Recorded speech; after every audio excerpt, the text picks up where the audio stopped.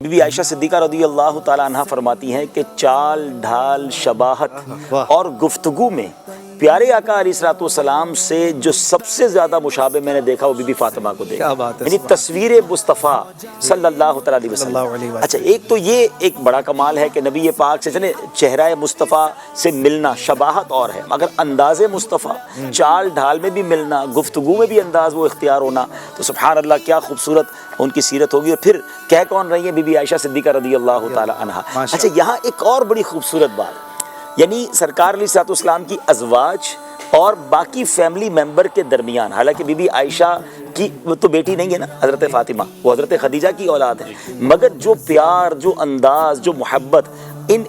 نفوس قدسیہ میں تھا، یہ بھی ہمیں بتاتا ہے کہ فیملی میں کس طرح کا آپس میں پیار ہونا چاہیے، اعتماد ہونا چاہیے، ایک دوسرے کی تعریف بھی کرنی چاہیے، سیکھنے کو ملتا ہے ان ہستیوں سے۔ اور پھر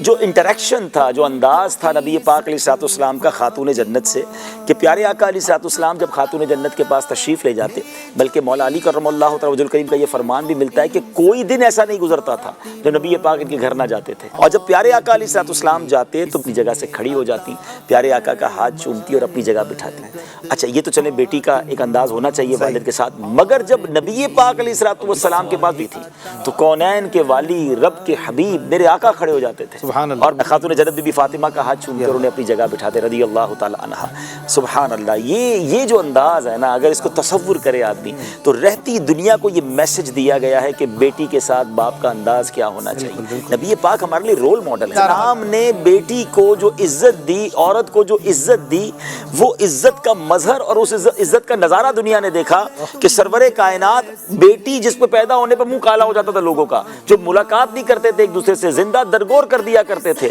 اور یہ رب کے حبیب ہو کر میرے آقا علیہ الصلوۃ والسلام اپنی بیٹی کے لیے کھڑے ہو رہے ہیں، ان کا ہاتھ چوم رہے ہیں۔ یہ رہتی دنیا کے لیے میسج ہے، یہ ان لوگوں کے لیے بھی میسج ہے کہ جب آج بھی بدقسمتی سے آج بھی ایسے لوگ ہیں جو بیٹی کے پیدا ہونے پر گھر میں جھگڑا کر رہے ہوتے ہیں، ان کا موڈ بھی آف ہو جاتا ہے، معاذ اللہ طلاق تک نوبت پہنچ جاتی ہے۔ یہ ان خواتین کے لیے بھی درس ہے کہ جو اپنی بہو کو تانے دیتی ہیں، یہ ان شوہروں کے لیے بھی درس ہے جو اپنی بیوی کو تانے دیتے ہیں، اور پھر بیٹی ہو جائے تو بیٹی کے ساتھ سلوک بھی اچھا نہیں کرتے، یعنی بیٹوں کو پریورٹی دینا ہے، بیٹی سے بات نہیں کرنی ہے، بیٹی کو حقیر جاننا ہے۔ معاذ اللہ پھر ایسا بھی دیکھا کہ بچیوں کی جناب وراثت کا معاملہ میں ڈنڈی ماری جاتی ہے، بہنوں کی وراثت لوگ بھائی قبضہ کر لیتے ہیں۔ یہ ان سب کے لیے میسج ہے۔